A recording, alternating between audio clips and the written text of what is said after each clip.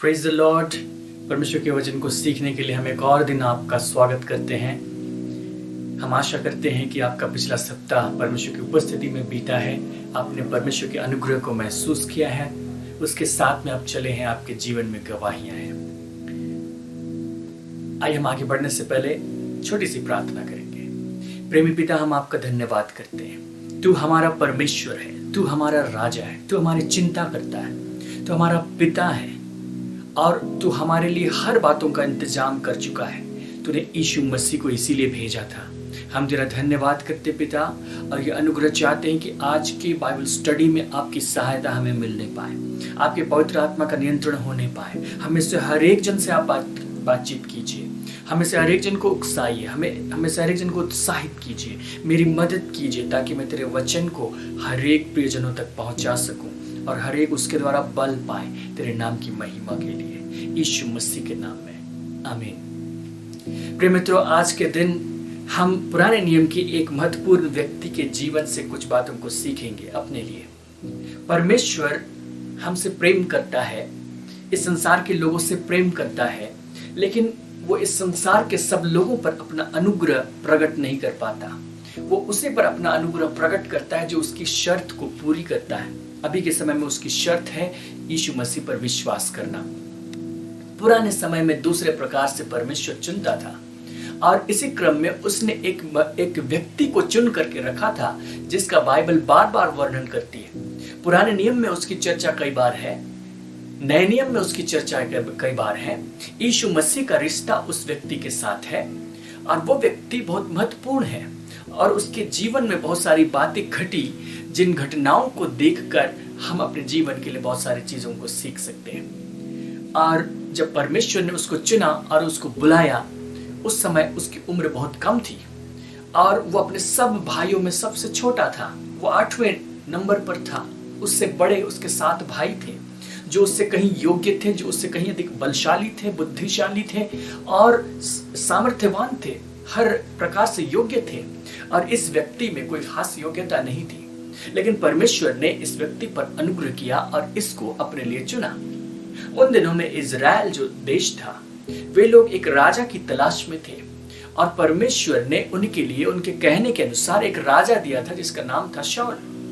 लेकिन शाऊल को जब राजा नियुक्त किया गया था तो शाऊल ने परमेश्वर की इच्छा के खिलाफ में काम किया और जो कुछ उसको भविष्यवक्ता के द्वारा कहा गया था उसने उसका इनकार किया, जिसका नतीजा ये हुआ कि परमेश्वर शाऊल पर कुपित हुआ और उसने उसके स्थान पर एक दूसरे राजा को नियुक्त करने का निश्चय किया। और जो दूसरा व्यक्ति नियुक्त होने वाला था, उसी व्यक्ति के चुनाव के विषय में आज मैं आपसे बातचीत करना चाहता हूँ। और परमेश्वर ने वहां के जो भविष्यवक्ता था शमूएल, उसके मन में, उसके जीवन में इस बात को प्रकट किया कि मैं शाऊल को त्याग रहा हूँ और उसके स्थान पर मैंने एक दूसरे व्यक्ति को चुन लिया है जो मेरे मन के अनुसार का है। और उसने उस व्यक्ति को अभिषेक करने के लिए शमूएल को भेजा और वो एक निश्चित स्थान पर उसका अभिषेक करने के लिए गया। और शमूएल को उसका चेहरा नहीं दिखाया गया था, शमूएल को उसका नाम नहीं बताया गया था, बस शमूएल को यह बताया गया तुम निश्चित स्थान पर जाओ और वहां पर तुम्हें वो व्यक्ति मिलेगा। और शमूएल जब वहां पर गया, वहां पर यिशै नाम का एक व्यक्ति था जिसके कई पुत्र वहां उपस्थित थे। उसने उसके कई पुत्रों को देखा, उनके डीलडौल को देखा, उनकी शक्ति को देखा, उनकी योग्यताओं को देखा। उसने सोचा कि शायद ये राजा बनेगा, परमेश्वर ने इसे चुना है। परमेश्वर ने कहा नहीं, इसे भी नहीं चुना। फिर कोई दूसरा लड़का आया, उसने सोचा शायद इसे चुना है, परमेश्वर ने उसे भी नहीं चुना था। यिशै को कहा गया था अपने सारे पुत्रों को इकट्ठा करके रखना, और यिशै जिन पुत्रों को योग्य समझता था उन पुत्रों को उसने इकट्ठा किया था। 7 पुत्रों को उसने इकट्ठा किया था। एक एक करके सब शमूएल के सामने आए और परमेश्वर ने सबको निरस्त कर दिया। उसने कहा कि मैंने इनमें से किसी को भी राजा होने के लिए नहीं चुना। और तब शमूएल ने यिशै से कहा कि क्या तुम्हारा कोई और बेटा है, क्योंकि परमेश्वर ने इनमें से किसी को नहीं चुना। तब यिशै को स्मरण हुआ कि उसका एक और बेटा है जो सबसे छोटा है, जो सबसे अयोग्य है, और हमने उससे भेड़ चराने के लिए भेजा है। और उसको बुलवाया गया। वहां से भेड़ चराने गए हुए वो धूल दूसरे किधर था पता नहीं, लेकिन वो आया। और जब वो आया तो बाइबल उसके विषय में चर्चा करती है पद 12 में, पहला शमूएल की पुस्तक अध्याय 16 और उसके पद 12 में, तब वह उसे भीतर बुलाकर ले आया। उसके तो लाली झलकती थी और उसकी आंखें सुंदर और उसका रूप सुडौल था। तब यहोवा ने कहा, उठकर इसका अभिषेक कर, यही है। हालेलुया। उसने कहा कि ये जो लड़का तुम्हें दिख रहा है, जिसके गालों पर लाली झलकती, आंखें सुंदर, रूप सुडौल, वो एक छोटा ही लड़का था, वो एक टीन एजर ही था। और वो इस प्रकार का नहीं था कि वो युद्ध कर सके, वो इस प्रकार का नहीं था कि कोई उसको देखकर कहे कि ये राजा बनेगा। वो सबसे अयोग्य समझा गया, लेकिन परमेश्वर ने कहा कि मैंने इसी को चुना है। क्योंकि इसके ठीक पहले पद 7 में परमेश्वर शमूएल से बातें कर रहा था और कह रहा था कि न तो उसके रूप पर दृष्टि कर, क्योंकि जो शमूएल था वो यिशै के बाकी पुत्रों को देख रहा था, उनके डील डॉल को देख रहा था। तब परमेश्वर ने शमूएल से कहा था, न तो उसके रूप पर दृष्टि कर, न उसके कद की ऊंचाई पर, क्योंकि मैंने उसे अयोग्य जाना है। क्योंकि यहोवा का देखना मनुष्य का सा नहीं है। शमूएल, तुम मनुष्य के समान देख रहे हो, तुम उसके बाहरी स्वरूप को देख रहे हो, तुम उसकी आकृति को देख रहे हो, तुम उसके अपीयरेंस को देख रहे हो, परंतु मेरा देखना वैसा नहीं है। मनुष्य तो बाहर का रूप देखता है, परंतु यहोवा की दृष्टि मन पर रहती है। हालेलुया। और जब परमेश्वर ने मन को देखा तो उसने यिशै के 7 पुत्रों को अयोग्य जाना, लेकिन जो उसका 8वां पुत्र था, जो सबसे छोटा पुत्र था, परमेश्वर ने उसे चुना। और उसने शमूएल से कहा कि यही है, यही वो व्यक्ति जिसको मैंने चुना है, यही वो पुरुष जिसको मैंने चुना है, उठ इसका अभिषेक कर। और शमूएल ने अपना तेल का सींग लेकर उसके भाइयों के मध्य में उसका अभिषेक किया। और उस दिन से लेकर भविष्य को यहोवा का आत्मा दाऊद पर बल से उतरता रहा। उस व्यक्ति का नाम था दाऊद। परमेश्वर ने दाऊद को जब चुना, जब उसको बुलाया, संसार की दृष्टि में वो अयोग्य था, अपने भाइयों की दृष्टि में वो अयोग्य था, अपने पिता की दृष्टि में वो अयोग्य था, वो शमूएल भविष्यवक्ता की दृष्टि में अयोग्य था, उसके भाई योग्य थे, लेकिन फिर भी परमेश्वर ने दाऊद को बुलाया। आज दाऊद हमारे बीच में नहीं है, लेकिन आज परमेश्वर ने हमें चुना है। हम उसके चुने और बुलाए हुए लोग हैं, हम उसके ठहराए हुए लोग हैं। और हमारे विषय में भी परमेश्वर का वचन ऐसा ही कहता है। पहला कुरिन्थ की पत्री अगर आप देखें, उसके पहले अध्याय और उसके पद 26 से आगे वहां लिखा है, हे भाइयों, अपने बुलाए जाने को तो सोचो कि न शरीर के अनुसार बहुत ज्ञानवान और न बहुत सामर्थी और न बहुत कुलीन बुलाए गए, परंतु परमेश्वर ने जगत के मूर्खों को चुन लिया है कि ज्ञानवानों को लज्जित करे, और परमेश्वर ने जगत के निर्बलों को चुन लिया है कि बलवानों को लज्जित करे, और परमेश्वर ने जगत के नीचों और तुच्छों को, वरन जो है भी नहीं, उनको भी चुन लिया है कि उन्हें जो है व्यर्थ ठहराए। परमेश्वर ने ज्ञानवानों को नहीं चुना जो इस संसार के अनुसार ज्ञानवान है, उन बुद्धिमानों को नहीं चुना, शक्तिशालियों को नहीं चुना, जो कुछ गिने जाते हैं उनको नहीं चुना। उसने चुना है आपको और हमको, जो संसार के अनुसार न ज्ञानवान, न कुलीन, न बुद्धिमान, न कुछ गिने जाते। हमारे बुलाए जाने की दशा ऐसी ही है। परमेश्वर ने हमारे बाहरी स्वरूप को देखकर, हमारे पद प्रतिष्ठा को देखकर, हमारी ज्ञान बुद्धि को देखकर हमें नहीं चुना, हमें नहीं बुलाया। उसने जस्ट हम पर दृष्टि की, उसने हम पर तरस खाया, उसने हमें बुलाया और हम उसके पास में आ गए। हमने यीशु मसीह को ग्रहण किया, क्योंकि यीशु मसीह को ग्रहण करने के लिए आपको तर्कों की जरूरत नहीं है। यीशु मसीह को ग्रहण करने के लिए, सुसमाचार को ग्रहण करने के लिए आपको बालकों का सा मन चाहिए। और ये संसार के बाकी लोग नहीं रखते। जो बुद्धिमान होते हैं वे अपने तर्क देते हैं, जो ज्ञानवान होते हैं उन्हें अपने ज्ञान पर घमंड होता है, जो पद प्रतिष्ठित होते हैं उनको अपनी प्रतिष्ठा का घमंड होता है, अपनी पद का घमंड होता है।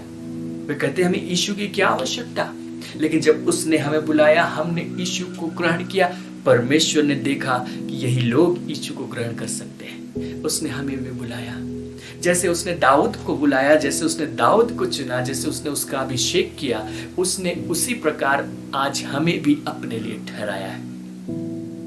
जब परमेश्वर ने दाऊद को पहले पहल बुलाया, उसका अभिषेक किया, उस समय शाऊल वहां पर राजा के रूप में मौजूद था।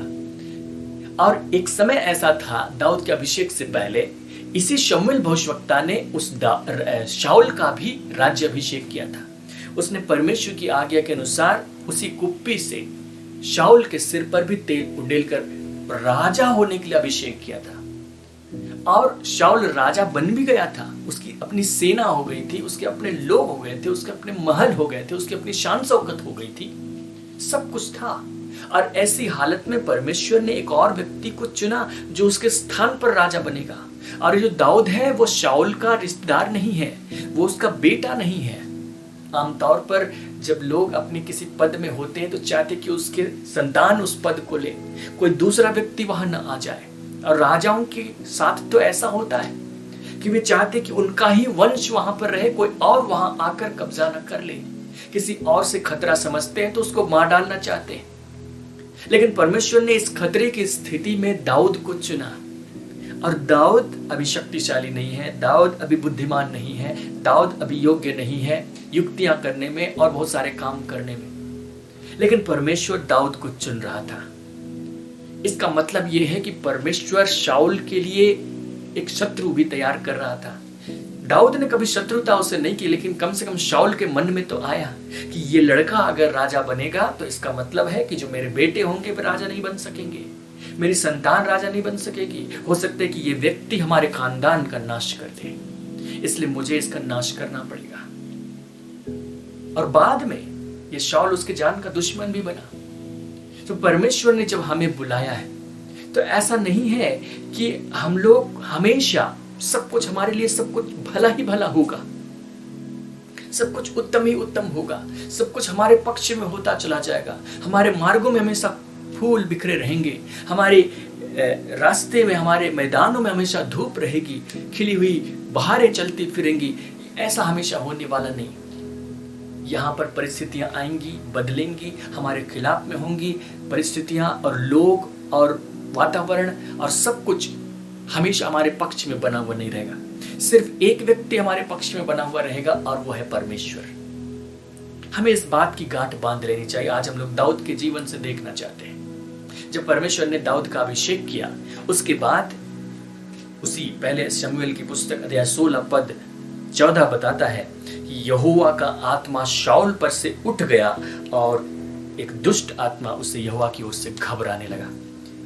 जैसे ही दाऊद का अभिषेक किया गया, दाऊद पर परमेश्वर का आत्मा उतरने लगा, लेकिन शाऊल पर से परमेश्वर का आत्मा उठ गया और एक दुष्ट आत्मा उसे घबराने लगा।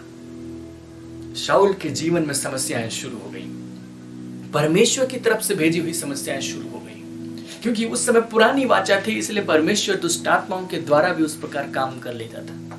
नए नियम में यीशु मसीह ने कहा कि संसार का सरदार आता है, उसका और मेरा कोई साझा नहीं है। अभी वो शैतान के साथ मिलकर काम नहीं करता, पुराने नियम में उसने काम किया था। दुष्ट आत्माओं को शाऊल के जीवन में भेज दिया। दुष्ट आत्मा शाऊल को घबराने लगी, परेशान करने लगी, चिंतित करने लगी। और उसके दरबारियों ने देखा कि हमारा राजा दुष्ट आत्मा से पीड़ित हो गया। ऐसी अवस्था बहुत खतरनाक है, क्योंकि किसी भी दुश्मन को मालूम होगा तो कभी भी चढ़ाई कर सकता है। उन्होंने सोचा कि कैसे हम इस शाऊल के जीवन से दुष्ट आत्मा निकालें। शमूएल को नहीं बुला सकते, क्योंकि शमूएल ने पहले ही शाऊल को नकार दिया है, क्योंकि शमूएल की आज्ञा के खिलाफ शाऊल ने काम किया था और शमूएल ने तो परमेश्वर की इच्छा के अनुसार आज्ञा दी थी। शमूएल उसके जीवन में काम नहीं करेगा। स्वयं परमेश्वर की तरफ से यह ठहराया गया था कि दुष्ट आत्मा उसके जीवन में काम करे। उन्होंने सोचा कि हम क्या करें, लेकिन दाऊद के विषय में बस एक ही बात हम जानते हैं पहले से, और वो ये है कि दाऊद बजाने वाला व्यक्ति था, गाने वाला व्यक्ति था। और परमेश्वर ने जब अपने आत्मा को उसके जीवन में दिया तो एक काम होने लगा कि जब भी वो बजाता था, परमेश्वर की उपस्थिति, परमेश्वर की सामर्थ्य उसके द्वारा फैलती थी।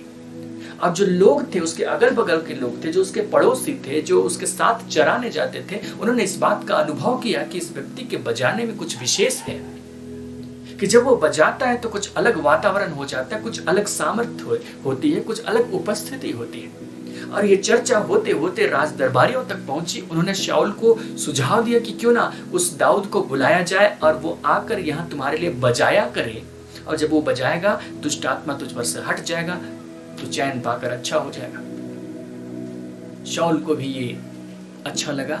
उसको पता नहीं था कि दाऊद का अभिषेक हो चुका है राजा बनने के लिए। दाऊद को बुलाया गया राजमहल में, दाऊद चला आया, उसको कुछ पता नहीं था, वो तो लड़का ही था, उसके चेहरे पर लाली झलकती थी, उसको बस इतना पता था कि मुझे वहां पर जाकर राजा के सामने वीणा बजाना है। और इसी प्रकार जब जब दुष्ट आत्मा शाऊल पर चढ़ता, दाऊद की ड्यूटी ये थी कि वो बजाए, वाद्य यंत्र बजाए और दुष्ट आत्मा उस पर से हट जाए। अगर हम दाऊद की दृष्टि से देखें तो ऐसा लगेगा कि दाऊद के जीवन में एक प्रमोशन हो गया। कहाँ भेड़ बकरियों को चराने वाला लड़का, कहाँ ऐसा लड़का जो सेना में तक भर्ती नहीं हो सकता है, और सीधे सीधे वो राजमहल में प्रवेश कर गया। और राजमहल में दरबान की नौकरी करने के लिए नहीं, लेकिन सीधे राजा के पास पहुंचाया गया कि राजा के लिए वाद्य यंत्र बजाए ताकि राजा को दुष्टात्मा से छुटकारा मिले। वो स्मरण करता होगा उन दिनों को और परमेश्वर का धन्यवाद करता होगा, परमेश्वर तो कितना भला है, तो मुझसे कितना प्रेम करता है कि तूने मेरा अभिषेक किया और मुझे राजमहल में पहुंचा दिया, एक रास्ता खोल दिया कि मैं राजमहल में प्रवेश करूं। इसके बाद एक ऐसी घटना घटी कि जो इजराइल था उसका एक दुश्मन खड़ा हो गया, और जो वहां एक जाति थी जिसका नाम पलिश्त है, फलिस्तीनी लोग वहां पर खड़े हो गए इजराइल की दुश्मनी करने के लिए। और उनमें एक ऐसा व्यक्ति था जो बड़ा वीर था, जिसके डील की चर्चा बाइबल करती है, जिसकी शक्ति और सामर्थ्य की चर्चा बाइबल करती है, उसका नाम था गोलियत। और वो गोलियत खड़ा हो गया, इजराइल की सेना घाटी के इस तरफ और फलिस्तियों की सेना घाटी के उस तरफ। और जो गोलियत था वो वहां से निकल कर आया और उसने कहा, इतना खून खराबा करने की जरूरत नहीं है, क्यों तुम्हारे सैनिक इतने ज्यादा संख्या में मर जाए, क्यों हमारे सैनिक इतने ज्यादा संख्या में मर जाए, क्यों ना हम इस युद्ध का फैसला ऐसे करें कि मैं सामने आता हूं और तुम्हारी तरफ से एक और सैनिक सामने आए और हम दोनों आपस में लड़े। यदि मैं मर जाऊं तो फलिस्त तुम्हारा हो जाए, यदि वो मर गया तो इजराइल हमारा हो जाए। लेकिन उसके डील डॉल, उसकी लंबाई चौड़ाई और उसके लड़ने का जो हुनर था, उसको देखकर किसी को हिम्मत नहीं होती थी। काफी दिन तक ऐसा ही होता रहा। सेना के लोग थरथराते थे जब वो निकल कर आता था, क्योंकि उसकी डील डॉल बहुत ज्यादा थी। लेकिन जो दाऊद था, उसकी ड्यूटी सिर्फ राजमहल में नहीं थी, उसकी ड्यूटी ये भी थी कि उसके जो भाई सेना में भर्ती थे उनके पास कुछ रोटी, कुछ दाक मधु, कुछ भोजन सामग्री पहुंचा दे। उसके पिता ने उसको भेजा कि तुम जरा बेटे जाकर उस अपने भाई के पास जो वहां सेना में है, तुम ये पहुंचा कर आना। और जब दाऊद वहां पर गया तो गोलियत उसी समय निकल आया, और जो गोलियत था वो उसी प्रकार ललकारने लगा जैसा वो पहले से कर रहा था।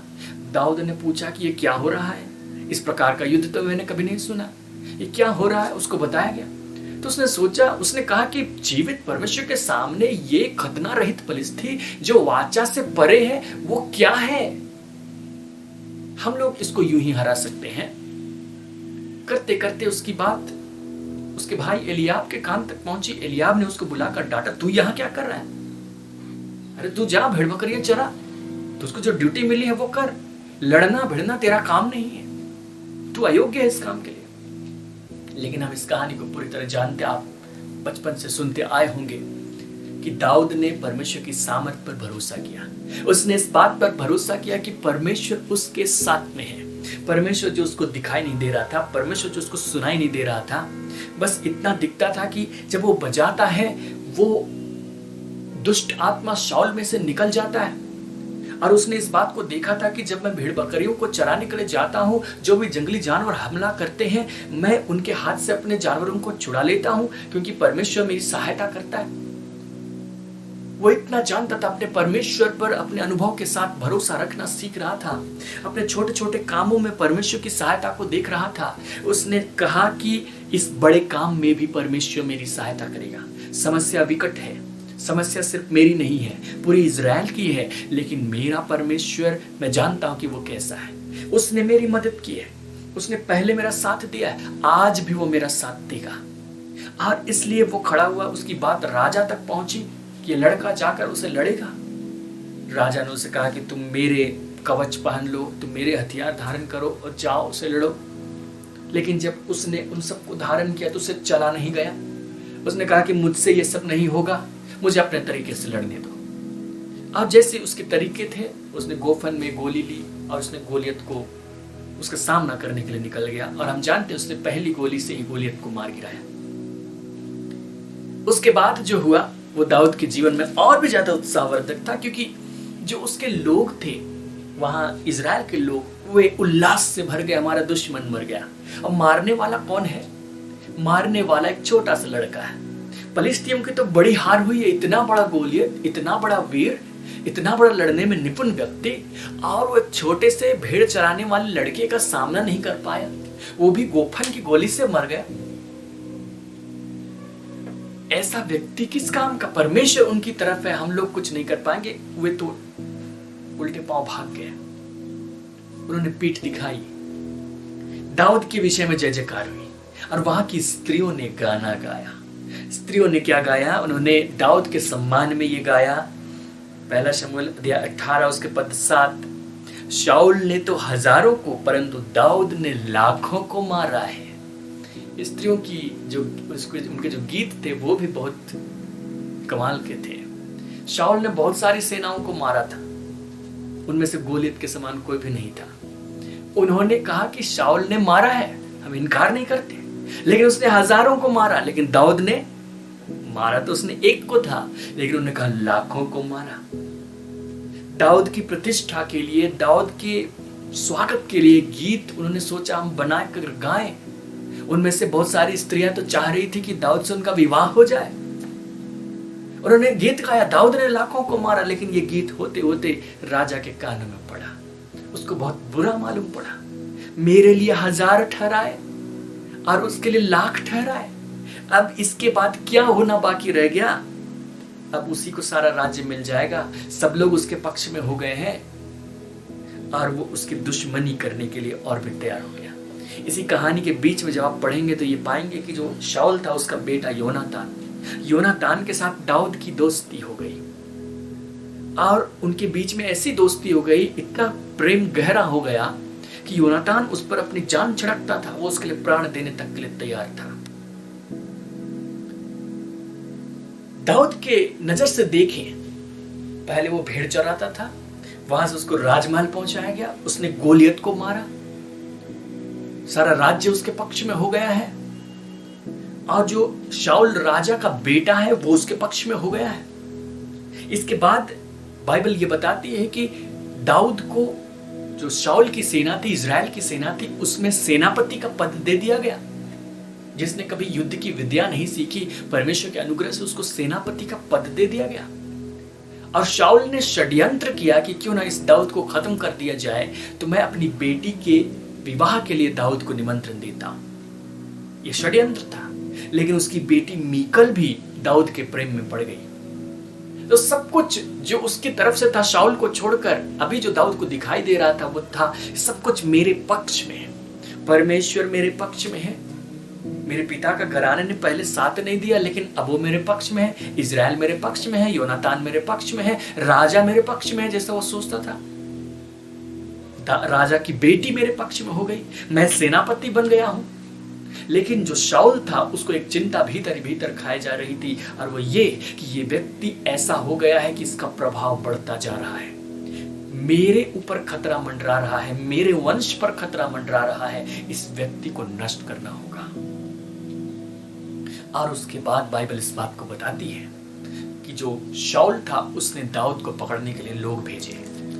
वो खुद भी भाला लेकर उसका पीछा करने लगा, और ये जो प्रमोशन पाया हुआ दाऊद था, मारा मारा फिरने लगा, जंगलों में फिरने लगा, घाटियों में फिरने लगा, गुफाओं में फिरने लगा, क्योंकि शाऊल उसके पीछे पड़ गया था। शाऊल की सेना उसके पीछे पड़ गई थी।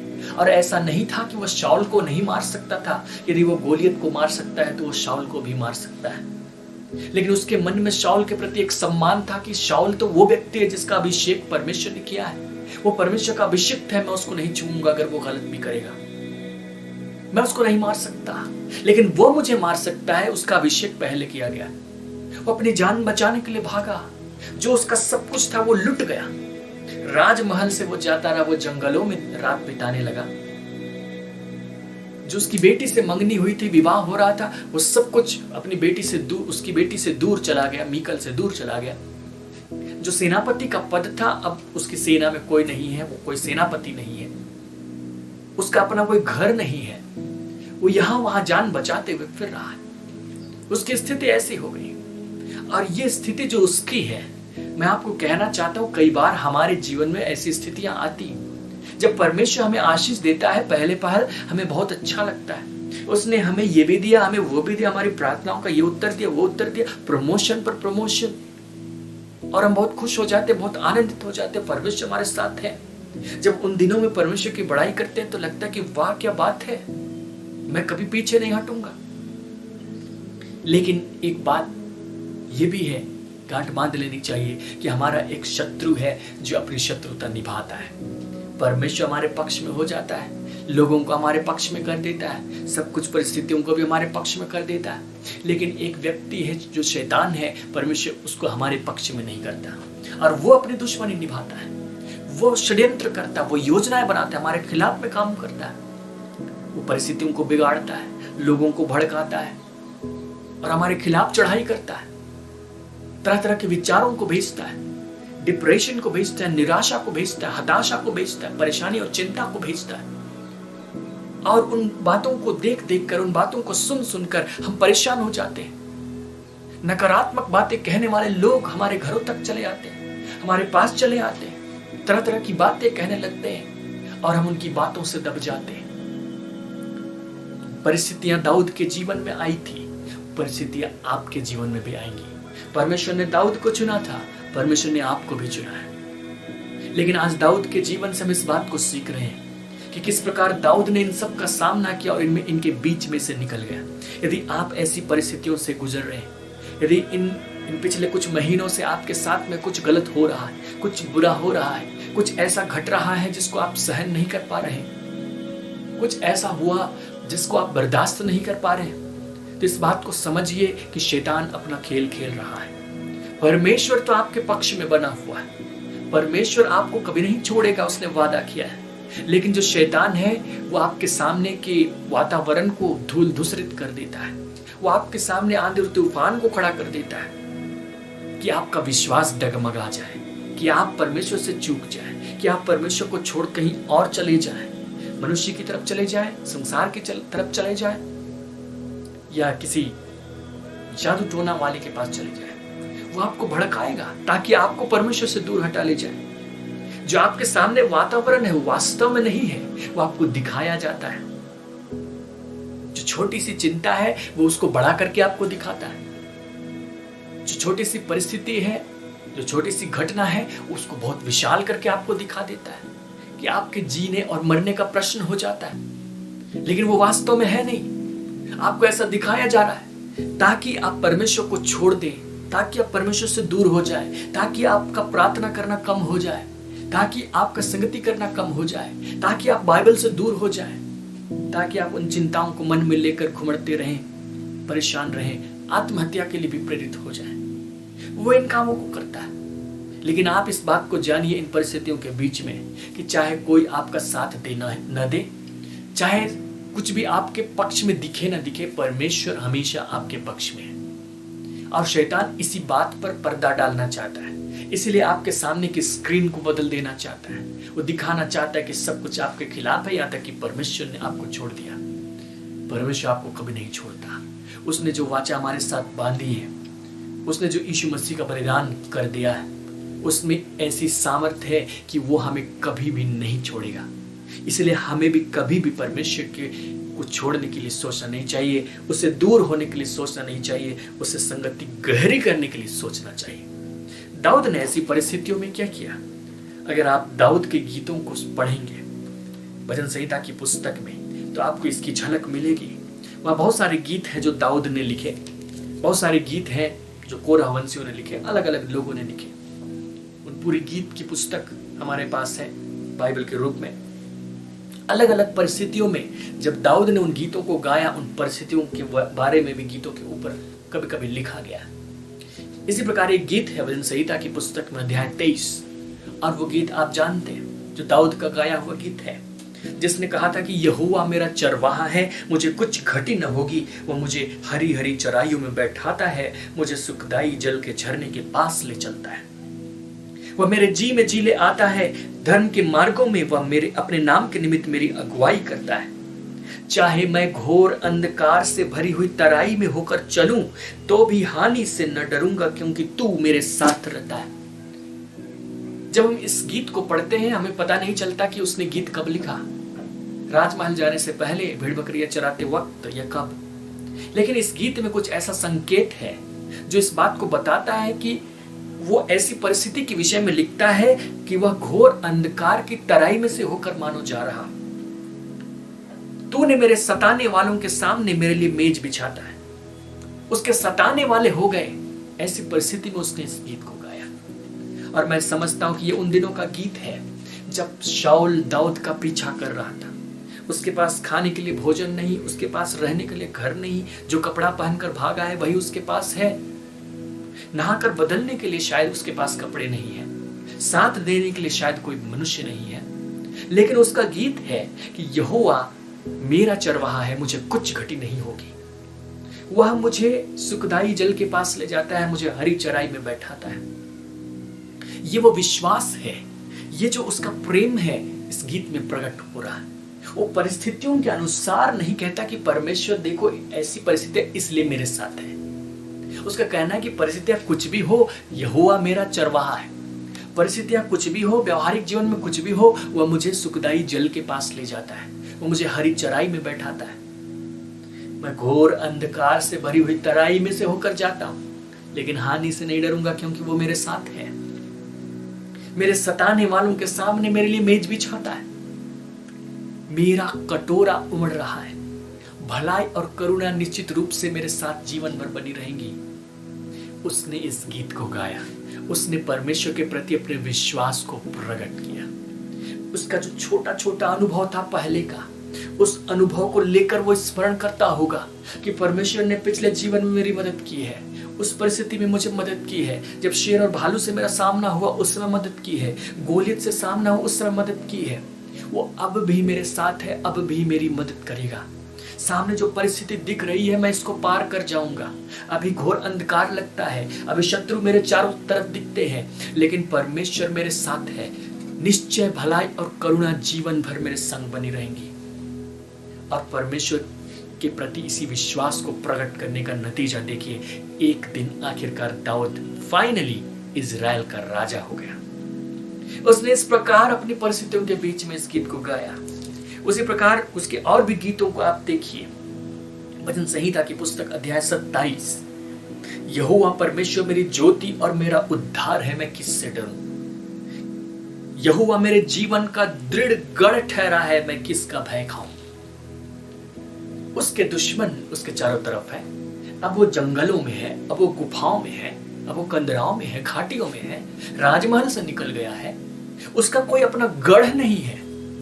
और उस बीच उसका गीत है कि यहोवा मेरा गढ़ है और मेरा दृढ़ गढ़ है। जिस गढ़ में मैं कभी था, शाऊल के गढ़ में मैं था, वो दृढ़ नहीं था। वहां से मुझे निकाल दिया गया, मुझे भगा दिया गया, मेरी जान जोखिम में पड़ गई, मैं भाग रहा हूं। लेकिन यहोवा मेरे साथ है, यहोवा मेरा दृढ़ गढ़ है।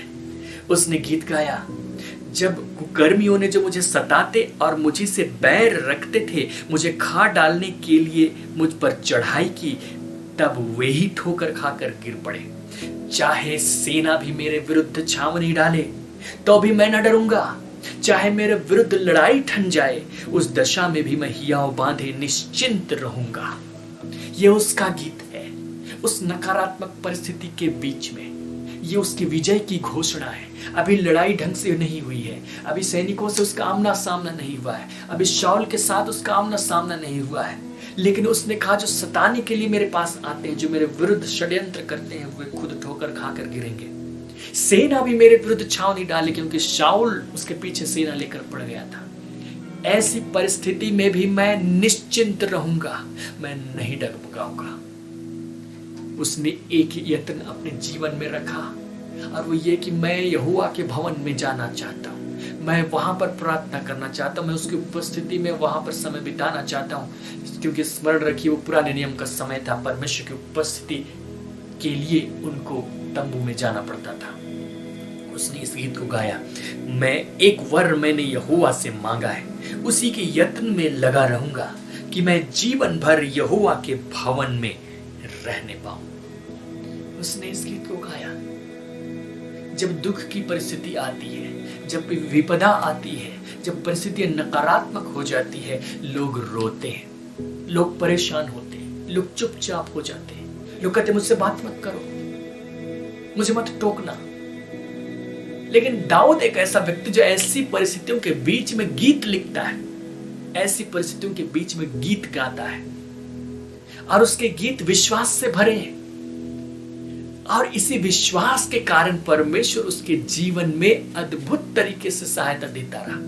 क्योंकि यदि कोई व्यक्ति निराश हो जाए, यदि कोई व्यक्ति अपने आप से हार जाए, परिस्थितियों के सामने घुटने टेक दे, तो परमेश्वर उसकी सहायता कैसे करेगा? इसलिए उसको ऐसी परिस्थिति में यह भरोसा करना होगा कि परमेश्वर मेरे साथ है, उसकी सहायता से मैं यहां से निकल जाऊंगा, और निश्चित रूप से परमेश्वर उसकी सहायता करेगा।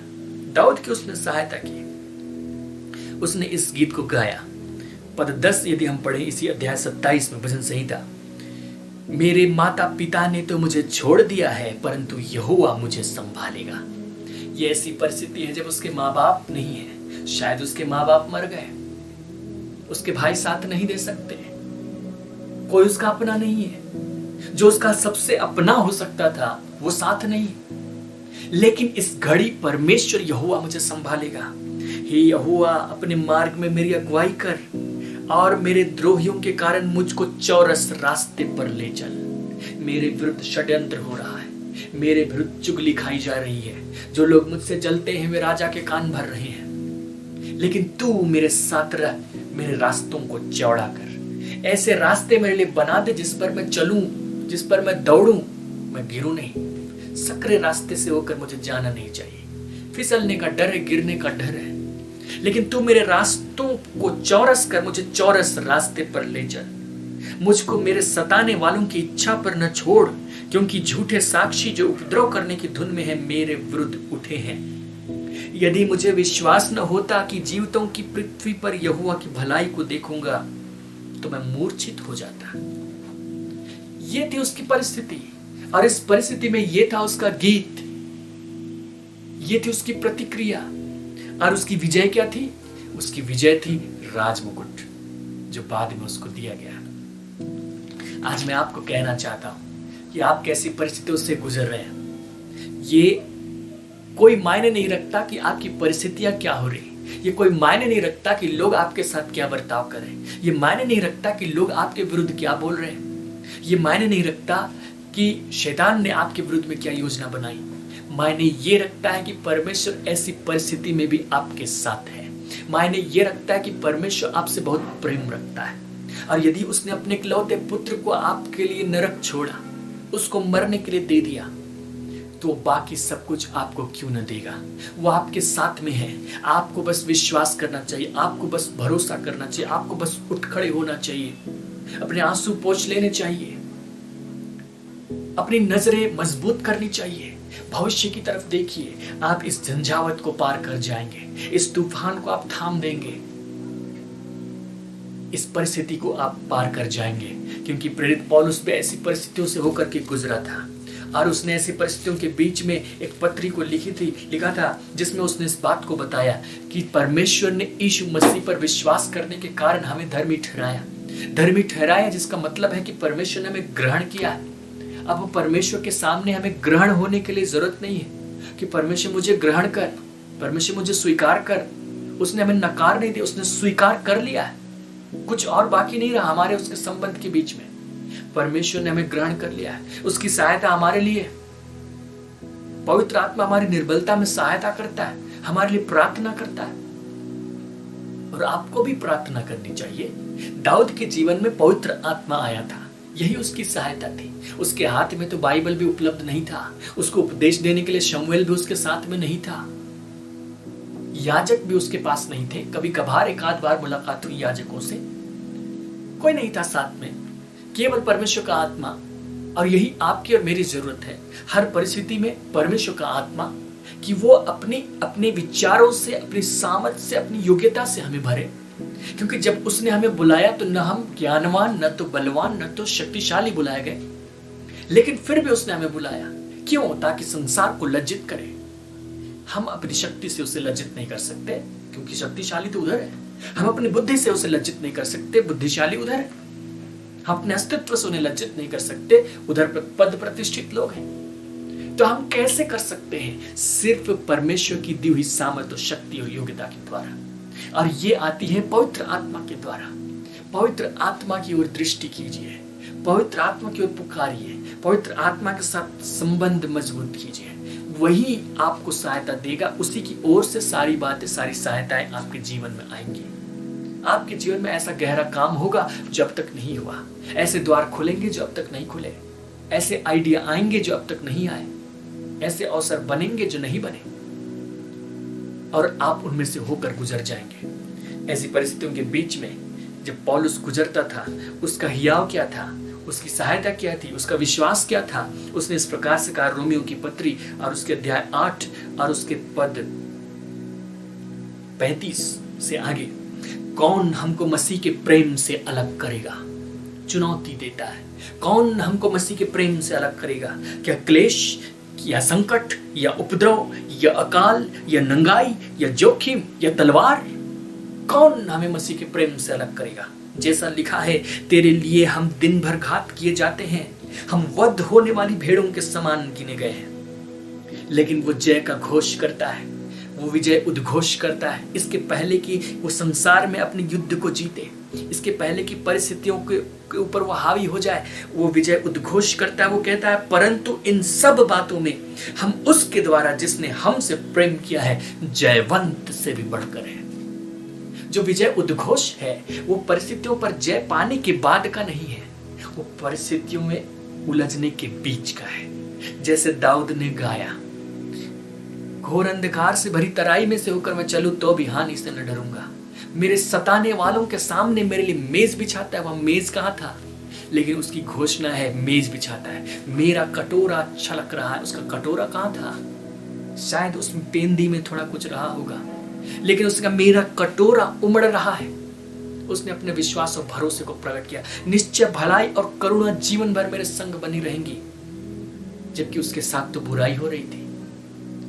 सैनिक उसके विरुद्ध छावनी डाले हुए थे, लोग उसके विरुद्ध हो गए थे, उसके अपनों ने साथ छोड़ दिया था। ऐसी परिस्थिति में उसने पहले ही विजय उद्घोष किया।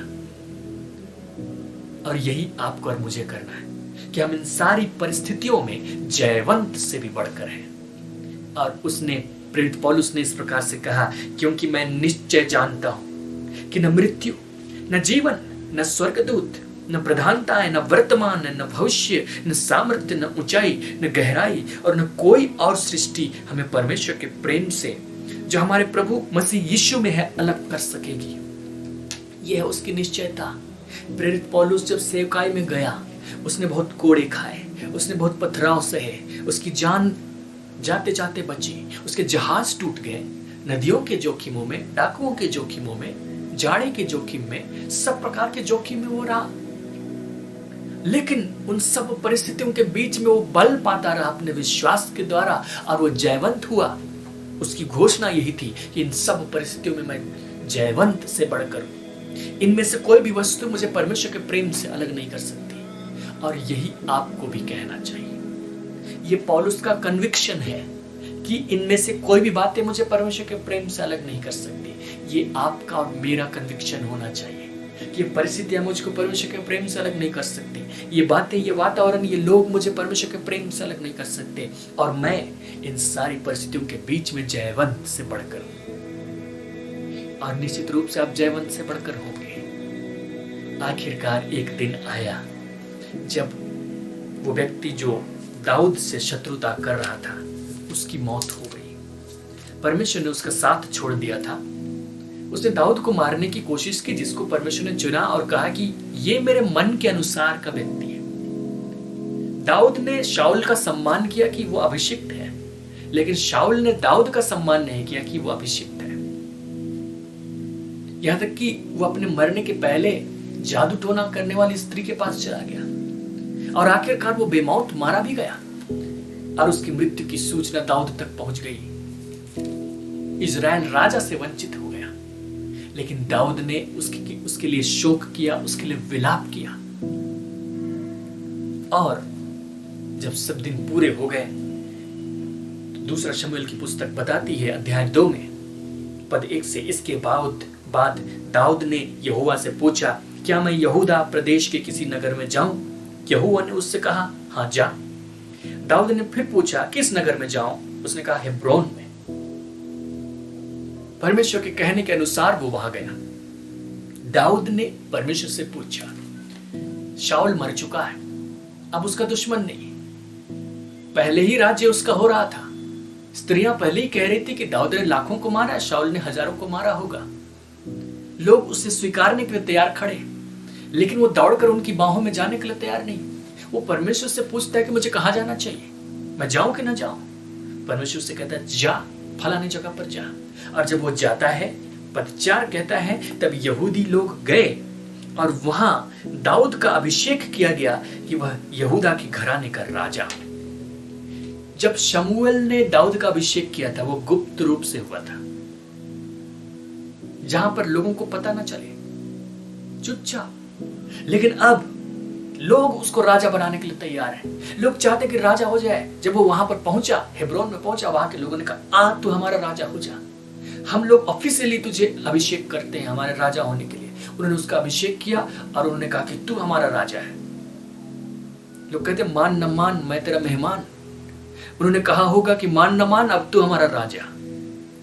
उन्होंने दाऊद को नियुक्त कर दिया कि अब तू हमारा राजा है, तेरा अभिषेक हो गया, विधि विधान के साथ संपन्न हो गया, अब तू हमारे ऊपर शासन कर, तो जो करेगा मंजूर है, हम तुम्हारे अधीन रहेंगे। दाऊद यहूदा के ऊपर राजा हो गया, क्योंकि जो हेब्रोन था वो यहूदा जो गोत्र था उसके लोग वहां पर रहते थे। इजराइल में 12 गोत्र थे, अलग अलग गोत्र के लोग अलग अलग जगह रहते थे। लेकिन जिस गोत्र यहूदा के लोग वहां रहते थे, हेब्रोन के लोग, उन्होंने कहा कि बाकी गोत्र हमें नहीं पता, वो उनकी क्या प्रतिक्रिया होगी हमें नहीं पता, लेकिन तू हमारा राजा हो जा, बस हम इतना चाहते हैं। लेकिन ये जो खबर थी ये बाकी गोत्रों के पास भी पहुंची और उन्होंने सोचा कि ये क्या बात हुई भला कि वो एक ही गोत्र का राजा होगा। अरे हम लोग भी हैं, हमारे ऊपर भी शासन करो, हमें भी राजा की जरूरत है, हमारा राजा मर चुका है। और उन्होंने दाऊद को बुलाया। अगर हम लोग इसी दूसरा शमूएल की पुस्तक को पढ़ें, अध्याय 5 उसके पद 1 से, तब इजराइल के सब गोत्र दाऊद के पास हेब्रोन में आकर कहने लगे, सुन, हम लोग और तू एक ही हाड़ मांस है, हम लोगों में कोई अंतर नहीं, हम लोग एक ही देह के अंग हैं, हम एक ही हाड़ मांस हैं। फिर भूतकाल में जब शाऊल हमारा राजा था तब भी इजराइल का अगुआ तू ही था। एक समय था जब दाऊद मारा मारा फिर रहा था, उसकी सहायता करने के लिए कोई नहीं थे। थोड़े बहुत लोगों ने उसकी मदद की थी, लेकिन शाऊल से डरते भी थे। लेकिन अब सब उसके पक्ष में हो गए हैं और कह रहे कि उस समय भी शाऊल जब राजा था ऐसा नहीं था कि वही सब कुछ कर, तू ही हमारा अगुआ था, हम लोग तो मन से तुझे को मानते थे, भले ही बाहर से डरते थे। और यहोवा ने तुझसे कहा, मेरी प्रजा इजराइल का चरवाहा और प्रधान तू ही होगा। और आगे लिखता है कि दाऊद राजा ने उनके साथ हेब्रोन में यहोवा के सामने वाचा बांधी और उन्होंने इजराइल का राजा होने के लिए दाऊद का अभिषेक किया। सिर्फ एक ही गोत्र क्यों, सारे के सारे गोत्र, सभी 12 गोत्र दाऊद के अधीन हो गए। जिसको परमेश्वर ने चुना था भेड़ बकरियों को चराने से, जिसको लोगों ने निकम्मा और अयोग्य जाना था, जिसके जीवन में प्रमोशन हुआ, परिस्थितियां आई, झंझावत आई और वो मजबूत बना रहा, वो अंगीकार करता रहा, यहोवा मेरा चरवाहा है, वो कहता रहा मेरा कटोरा उमड़ रहा है, वो कहता रहा मेरे सताने वालों के सामने मेरे लिए मेज बिछाता है, वो कहता रहा कि ऐसी परिस्थिति में परमेश्वर मेरे साथ है। मेरे अपने करीबियों ने मुझे छोड़ दिया परंतु परमेश्वर मेरे साथ है। परमेश्वर ने उसके विश्वास को आशीषित किया। वो न केवल यहूदा के गोत्र का राजा बना, समस्त इजराइल का राजा हुआ। जो उसकी बुलाहट थी, जो उसका अभिषेक था, वो पूरा हुआ। राजा होने के पद को उसने प्राप्त किया, उसने शासन करना शुरू किया। यही आपके और मेरे लिए भी है। परमेश्वर ने हमें जब चुना है, हमें बुलाया है, हमारे लिए एक विशेष मकसद है। इफिसी 2 अध्याय पद 10 कहता है कि हम उसके बनाए हुए हैं और उन भले कामों को करने के लिए सृजे गए हैं जिनको परमेश्वर ने पहले से हमारे करने के लिए तैयार किया। हमारे लिए कुछ बातें मौजूद हैं जो हमें करनी है। हमारे लिए कुछ मौजूद है। दाऊद को राज्य करना था अभिषेक के तहत, हमारे लिए भी कुछ मौजूद है। और उस तक पहुंचने से पहले शैतान बाधाएं लाता है, डिस्टर्ब करता है। आत्मिक रूप से हम वहां हैं, लेकिन सांसारिक रूप से वो दिखाई नहीं पड़ता। वहीं पर शैतान अपने तीर चलाता है। लेकिन भरोसा करके आगे बढ़िए, आप नहीं चूक सकते। परमेश्वर आपके साथ में है। आप नहीं लड़खड़ा सकते, आप नहीं कमजोर हो सकते, आप नहीं घुटने टेक सकते। घुटने टेकेंगे तो सिर्फ परमेश्वर के सामने, लोगों के सामने नहीं, परिस्थितियों के सामने नहीं, शैतान के सामने नहीं, सिर्फ परमेश्वर के सामने। इन सब परिस्थितियों में आप जयवंत से भी बढ़कर हैं। हालेलुया। अपने जीवन में विश्वास को लीजिए। परमेश्वर का वचन आपके पास पहुंच रहा है। परमेश्वर का वचन आपसे बातचीत कर रहा है, आपके जीवन में काम कर रहा है। आज जो वचन आप सुन रहे हैं वो आपके जीवन में विश्वास को बना रहा है। आप इसी वचन को ले लीजिए, विश्वास के साथ खड़े हो जाइए। कोई परिस्थितियां मेरे जीवन में अपने प्रभाव को नहीं छोड़ पाएंगी। हर बातों में गवाही उत्पन्न होगी। जो बातें नकारात्मक हैं वो भली में बदल जाएंगी और मैं परमेश्वर के धाम में सदा वास करूंगा। मैं गवाही दूंगा, मैं बताऊंगा कि ऐसी परिस्थितियों में परमेश्वर की सहायता मिलती है। औरों को ढाढ़स बंधा सकूंगा, औरों को सहायता दे सकूंगा, सांत्वना दे सकूंगा। आप ऐसे विश्वास के साथ अपने जीवन को बिताएंगे। परमेश्वर आपकी सहायता करे, आप अपनी बुलाहट को पूरी करें और एक चमकदार ज्योति के समान चमके। कोई भी धुंध आपको रोक नहीं सकेगी। आमीन। आइए हम लोग प्रार्थना करें।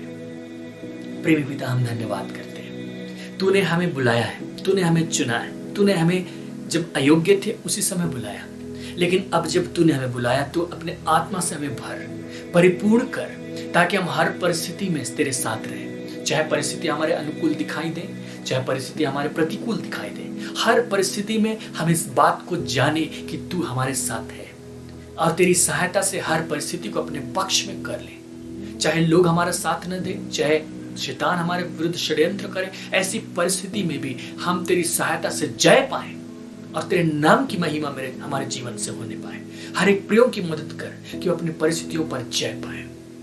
अगर वे उदासी से, नकारात्मक बातों से, परेशानी से गुजर रहे हैं, यीशु के नाम से सिघड़े उनके जीवन में तेरी शांति काम करने पाए, तेरा विश्वास काम करने पाए। हर एक नकारात्मक विचार उखड़ जाए, तेरा आनंद भर जाए, तेरा विश्वास भर जाए और पिता विश्वास से भर कर वे उठे, दाऊद के समान गाते हुए उठे और वे कहने लगे कि परमेश्वर हमारे साथ है। कौन हमारा कुछ बिगाड़ सकता है? कौन हमें परमेश्वर के प्रेम से अलग कर सकता है? हम इन बातों में जयवंत से भी बढ़कर हैं और निश्चित रूप से वे जय पाएंगे। हम धन्यवाद करते हैं पिता तेरी सहायता के लिए। सारी महिमा और आदर आपको मिले यीशु मसीह के नाम में, आमीन। प्रिय मित्रों, हम धन्यवाद करते हैं आज वचन की सहभागिता में हमारे साथ जुड़ने के लिए। हम विश्वास करते हैं कि आज के वचन के द्वारा परमेश्वर ने आपके जीवन में काम किया है। आपकी बुरी परिस्थितियों से परमेश्वर आपको उठाएगा और आप चमकदार तारों की नाई होंगे और आप लोगों के लिए आशीष का कारण होंगे। इसी प्रकार हमारे साथ बने रहिए। हमारे वीडियो के साथ हमारे और भी सामग्रियां उपलब्ध हैं। आप हमारी वेबसाइट विजिट कर सकते हैं और हमारी वेबसाइट का पता है harvest-team.org। आप एक बार जरूर वहां विजिट करें और आपकी उन्नति के लिए जो भी सामग्रियां वहां पर हैं उनका लाभ उठाएं। परमेश्वर आपको आशीषित करे।